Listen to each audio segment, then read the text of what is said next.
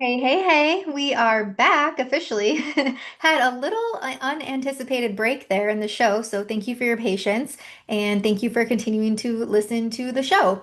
Sometimes you just need to honor the break and the capacity that you have. And yeah, so just thank you all so much, listeners, for being patient with me. I am joined today by Kayla Branstetter. She is an English professor, a TEDx speaker, a doctoral research in narrative medicine, and the author of Don't Be an Athena. And her work explores women's health, trauma, storytelling, and what happens when women are unexpected are what happens when women are expected to quietly carry pain while continuing to function. And so today we're talking about our body trust, medical gaslighting, reproductive trauma, and how reclaiming our stories can really help us reclaim ourselves. Really excited to get into this episode today and to talk with Kayla a little bit more about her particular story as well as her work and how she helps others in this field.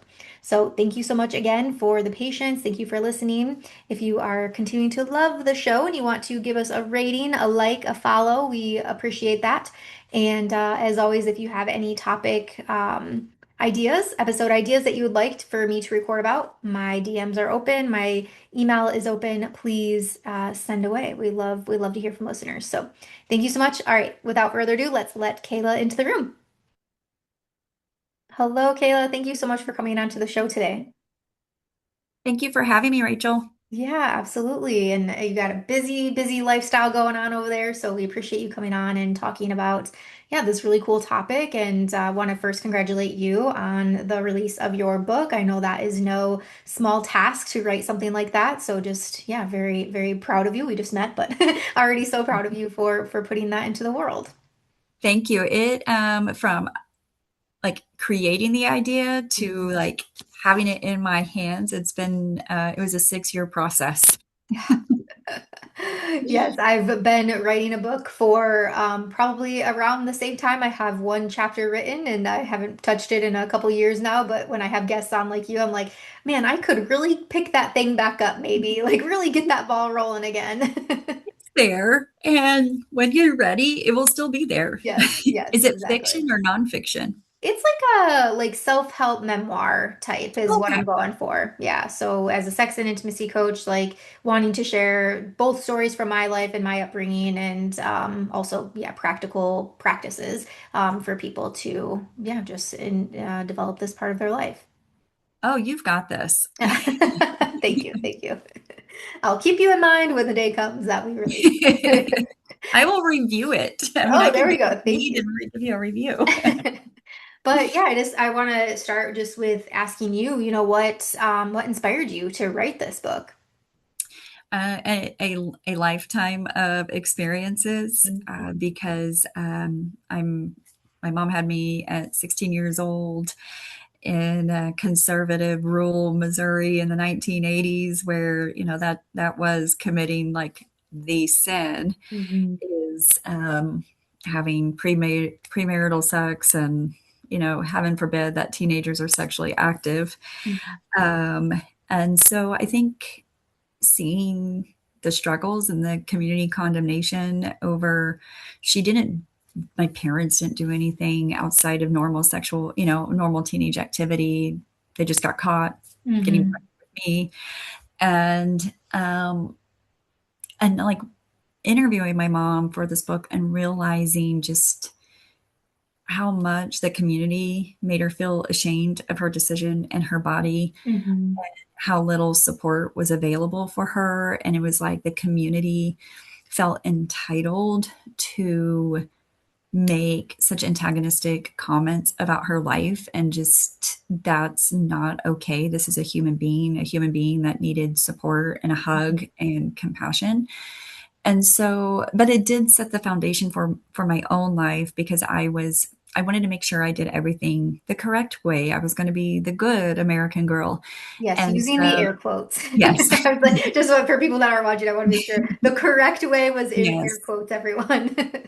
Because I graduated high school, I graduated with honors, I was NHS president, but and I go to college. I met my husband in college. I got married young, and developing this like romanticizing about, okay, it's going to get married, we're going to have kids, and you will go to church 2 days a week. And then infertility hit. And so, and I realized when we had gone through infertility, and when you go through infertility, like your sex life is so open with your doctors. And then people feel, again, kind of this entitlement of when you're going through something, people just feel like they can give you all sorts of advice, whether you want it or not. And I realized that despite my best efforts of trying to follow society's narrative of my life, you can't stop life from happening. Mhm. And when that does happen, you're not exempt from judgment in that area as well. Mhm. So infertility opened my eyes to all sorts of judgment. So my mom carried the weight of teen pregnancy. I carried the burden of infertility. And so, I mean, I did go on and I had two kids. I had one procedure in between my two kids. I had a miscarriage. And when COVID hit and I had this 5-year old and I had a 6-month old, I realized everything that I had survived and some of the sacrifices that I had to make, and realized, why am I trying so hard to fit into society's narrative Mhm. when people are going to judge you no matter what? And it seems so freeing to just live my life and not caring what other people think. Mhm. But I was very public with my infertility and my miscarriage, and women would come to me. They would privately message me on Facebook. They would send me text messages. And this idea of creating this book formed, and it's a book about visibility. I wanted women to feel visible when they were feeling invisible, and I wanted to remove shame and have empathy and compassion and create a safe place for women to talk about their reproduction and their sexuality and just the lack of resources and the lack of education, so we can remove the shame and actually talk about women's health and women's mental health and empower women to become survivors and not become victims to society. Mhm. Mhm. Yeah, like giving really in your own story, but also giving women this place to have their voice, use their voice, and to be seen. I think that's beautiful. And yeah, I love when people really like take their own stories and then translate that into something that can be helpful for other people. I think it really helps others, just not feel so alone in what it is that they're going through, which I think is an important part to healing too. And yeah, with the storytelling, right? Like storytelling can be so healing. Um, and yeah, and that you might often hear like somebody say like, I don't even know my story yet, or my story is not finished yet. And so I'm curious for you, why was now the time? Like why was there a turning point for you that was like, okay, I'm gonna get this out to the world? I hated the way that I felt. I hated feeling isolated. I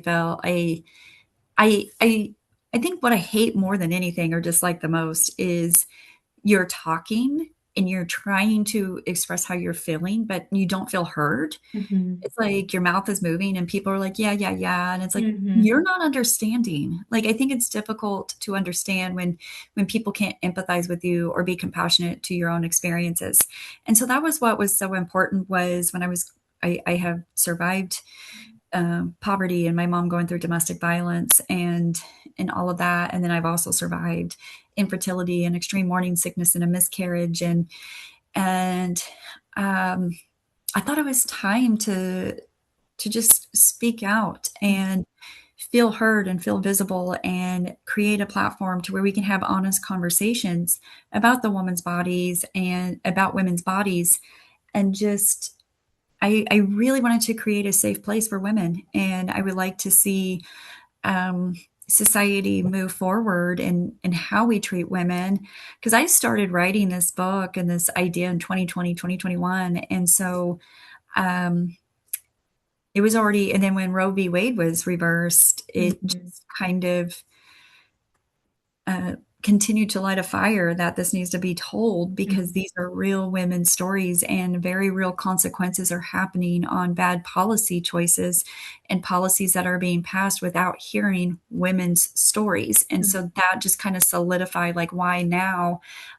Did I anticipate the political and social environment when the book was going to be released? No, I did not. Do I think it's a book that is needed in a time like this? 100%, because I think it removes all the noise and gets to the humanity of what is going on in this country. Mm-hmm. Mm-hmm. How did you find that writing this book helped you in your own healing?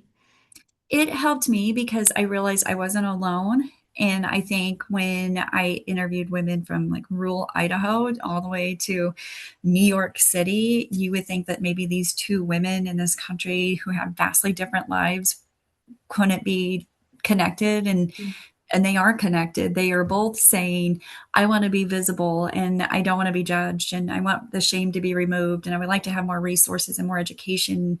And that was kind of eye-opening and healing for me. Is like I felt like I was isolated. I was the only person going through this, because when you're going through grief and you're going through something tragic, like you have tunnel vision and it is kind of focused on yourself, that when you start branching out and looking at stories and finding other women, you're realizing you're less alone. And Mm-hmm. what you are wanting, you're not asking a lot, because what you're wanting is what other women are wanting. You just kind of have to like branch out of your own circle.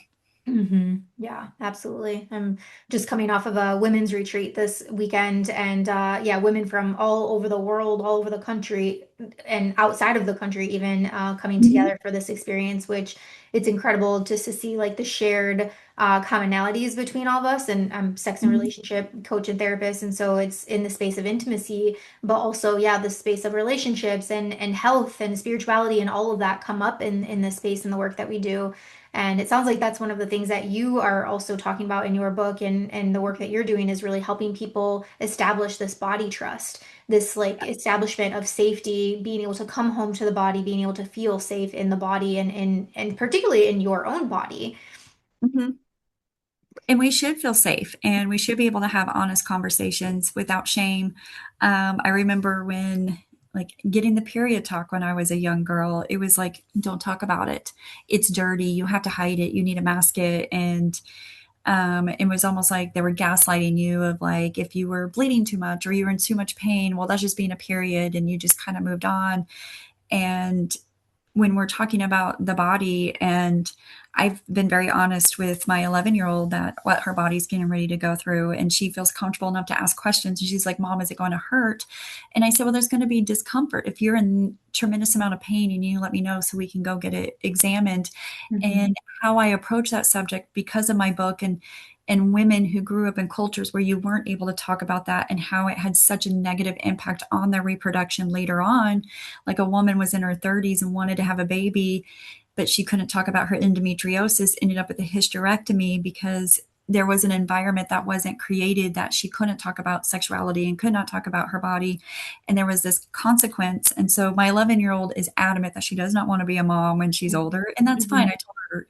But I want, because of the research I have done, I want to create an environment that if my daughters don't want to be moms in their reproductive years, that that's a decision that they are making personally. And it's not something that I could have impacted if they didn't feel comfortable talking to me. So I Mhm. would hate to Mhm. say, I want to be a mom. If my kid is like, I want to be a mom, I'm like 28 years old now, but I've had endometriosis and I didn't feel comfortable coming to you and now I can't. Like, that would be devastating to me as a mom. Mhm. And so, Mhm. like, creating that safe place and understanding what intimacy is, and that um, being intimate shouldn't hurt physically or emotionally, and that, Mhm. like, and raising that awareness to women and their bodies.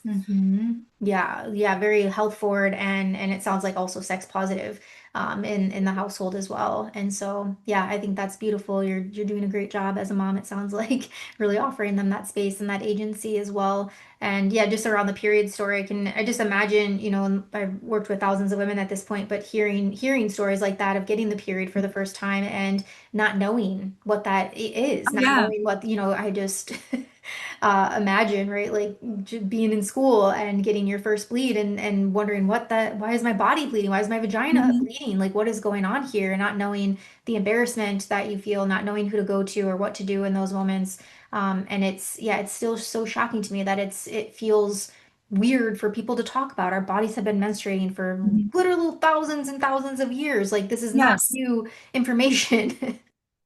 No, and that society hasn't evolved to a woman's body. And I find it, I mean, kind of on topic, off topic is I find it insulting that we're just now testing period products with actual human blood and not like Mm, chemicals and other fluids because like how that impact on diagnosing endometriosis because the consistency that you were testing these products did not match human blood and like mm, that's devastating and like you mhm, can't even give us enough respect to properly test the products that we absolutely need and had needed for thousands of years. mhm, mhm. And yeah, and working with the most intimate, arguably the most sensitive part of the body. Oh yeah, Mm, absolutely. yeah. We could talk probably for hours on this and all the things that like Oh, piss us off in oh, the world. 100%. Like I do get pissed off, but if you have a tween, Red Drop is a company that designs period products specifically for the tween body. Mm, And mhm, so that was nice. And but like, yeah, I taught high school for 10 years before moving into higher ed. And I taught in a K-12 building. So like it was a tiny high school. And we had I think close to I don't know, this would have been about 7 or 8 years ago.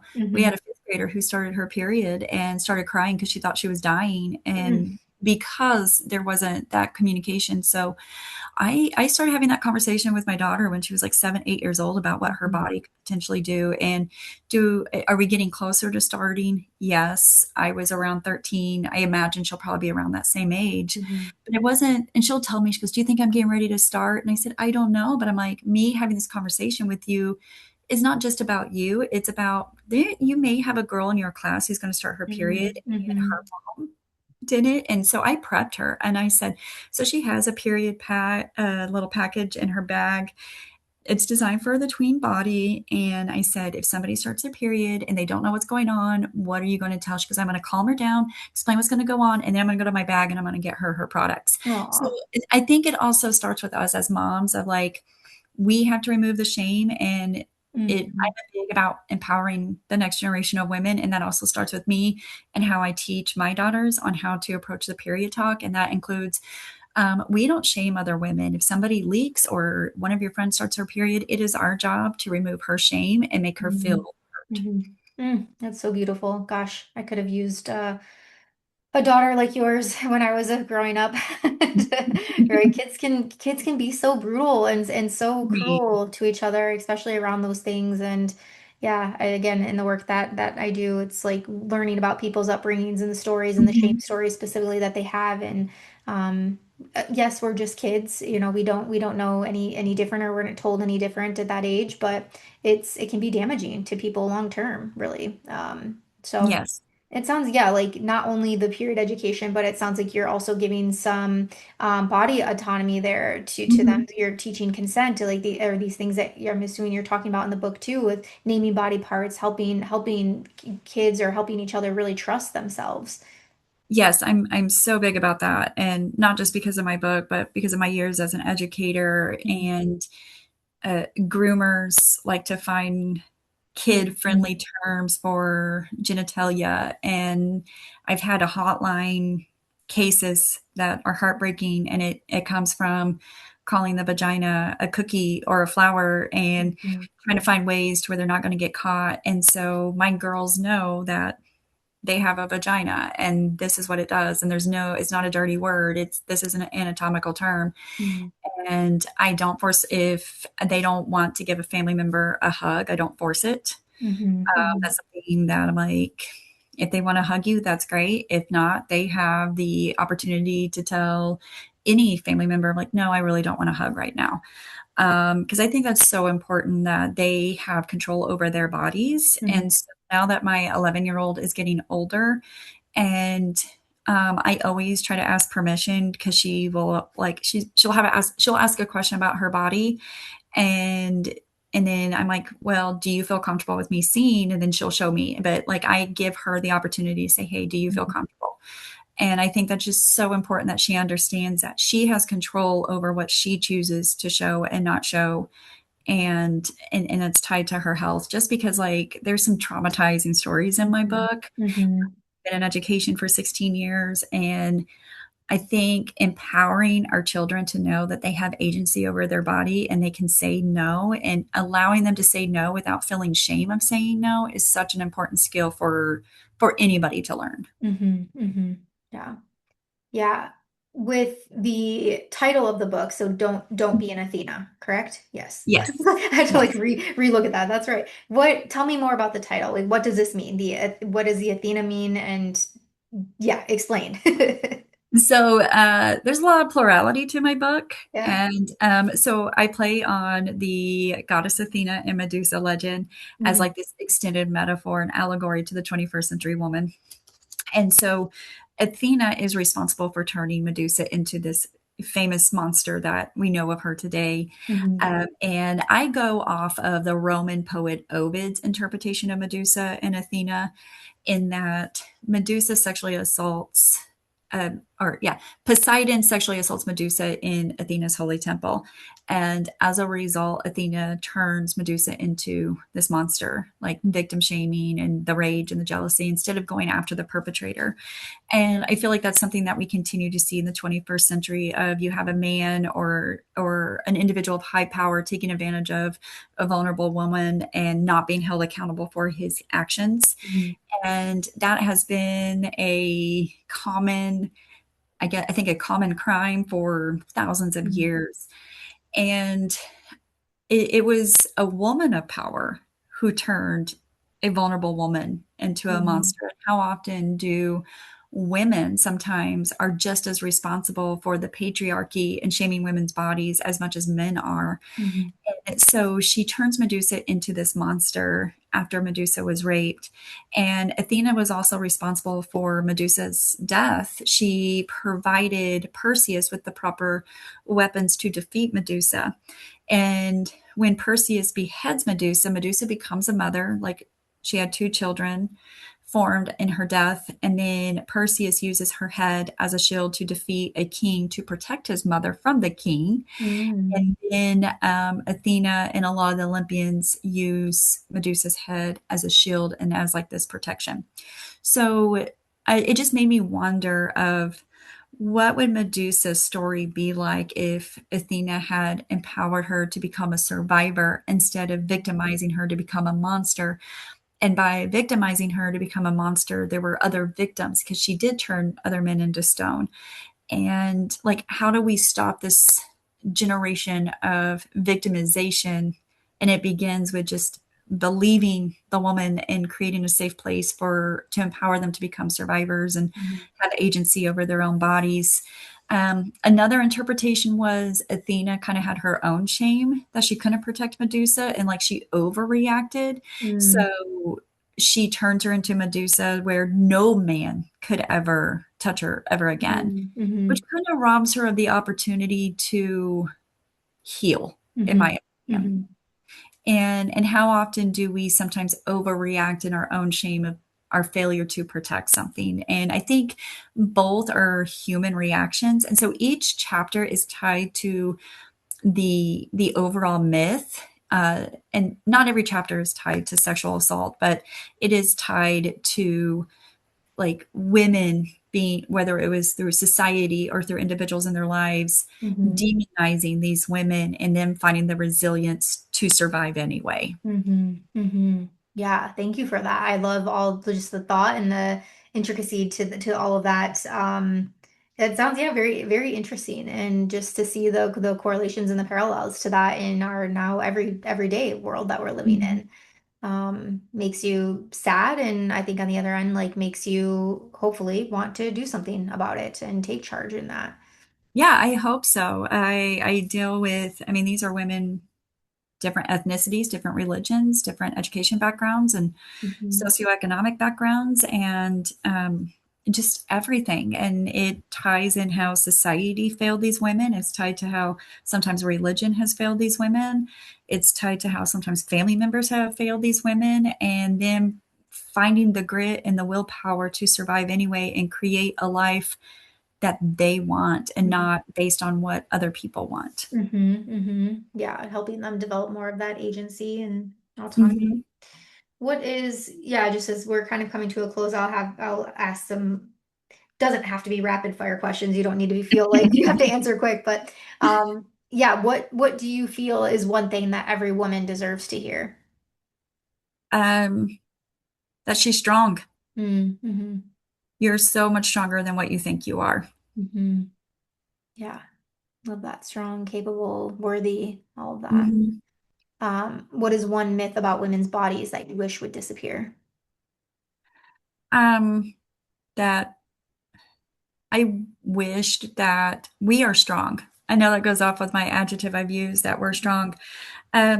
We're strong. That is clear. We are resilient, but it doesn't mean that you deserve to live in pain. And I Mm-hmm. think because we know so little about periods and about the woman's body, that we just assume that because we're designed to have to give birth, that we can tolerate a tremendous amount of pain. And I think that myth needs to go. Of Mm-hmm. if you're in pain, you deserve to feel heard, and that we find ways to help the pain. Mm-hmm. Mm-hmm. Yeah, thank you.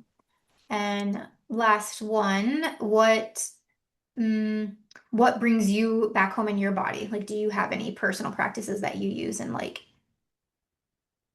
That brings me back to my body. Mm-hmm. Mm-hmm. Um, I have to remind myself to pause. Mm-hmm. I'm a high energy person, and I live an incredibly busy, chaotic life between like my career and my kids, and now my writing career. That I feel like this year more than anything, because we've had a lot of trauma this year. We've had two unexpected deaths in our family, and not to get morbid, but it just made me realize we're going to be dead far longer than we're ever alive. Mm-hmm. And I think when you realize that, it gives you the opportunity to hit the pause button. And so I have to remind myself to don't go on my phone, stay away from technology, and just find the extraordinary in the most ordinary moments. And I know that sounds so cliche, but now that I'm getting older, I understand that. And it's okay for me to go out onto my porch on my swing and just be like, feel the wind, listen to the wind, I'm turning into the stereotypical millennial bird lady. And so Same. and so I'm like, it's okay for me to sit on my porch and count my hummingbirds and like give like personalities to my Oh, birds. yes. And so like maybe we millennials, because we were so wild when we were young adults, we're like now finding solace in birds. Mm-hmm. So Mm-hmm. I think that's where I get to my like I can hit the reset button and remind myself that I don't have to be on the go all the time. Like Yes. pause, pause, and just be for a moment. And that's how I get back, is just Mm-hmm. reminding myself to hit the pause button. Yeah, perfect. That's I probably would have answered the same there. I think there's so much gift in the pause and the slowdown, and Mhm. yeah, relate very hard to the bird lady in the mid 30s for sure. Also gardening, right? Just Oh being yeah. outside, walking around my I garden. I want a bird feeder with a camera. And Hmm. so like that's like my next purchase. And my mom now has the bird app that it will recognize what birds Yep. are nearby. And I laugh because my sister is in her mid to late 20s, and she would make fun of my mom and I that we are now bird, and we would like Hmm. send pictures of birds. And I'm like, hey, I have two cardinals outside my yard. And I'm like, oh my goodness, my first hummingbird of the season is here. And my Hmm. sister would make fun. She's like, oh my gosh, you guys and your birds. Well, she just purchased her first home with her husband. And Oh guess what? She's now a bird lady. yeah. Yeah. It happens. It happens fast. One day you just wake up and you're all of a sudden into birds. You It's have your bird books and you have your bird apps, and you're trying to figure out which food is the best type of food. yes, yes. That's so funny. Um, well, Kayla, thank you so much for coming on to the show Thank today. you. Thank you for this conversation. If people want to check out your book or follow you or get in connection with you, what's the best way for them to connect with you? So they can find me on my website, Instagram at kbranstetter87, LinkedIn, Facebook, and I do have a TikTok, and I just posted my first TikTok video Nice. ever. Um, And so I don't like managing so many social media accounts. Mhm. So like I'm there. I'm trying to get better at like my public accounts. As far as my book goes, like this is directly from my publisher. It's beautiful. It's professionally done. They take the time to really publish and make this look great. You can order directly from my publisher, which is Ozark Hollow Press. But if you're like wanting instantly, the shipping is delayed because they are taking the time. Mhm. Amazon, Barnes and Noble, and Walmart are print on demand. So the quality of the book may not be as great, but if Mhm. you're wanting it now, that would be the quickest way. Perfect. You can send me an email if you're wanting a signed copy. I do have books. So if Mhm. you want me to personally uh, like mail them to you with Mhm. signed, you can just shoot me an email or find me on my social media accounts and I'll get it done. Um, you don't have to read every chapter to get the next chapter. They're just a collection of stories, a collection of essays.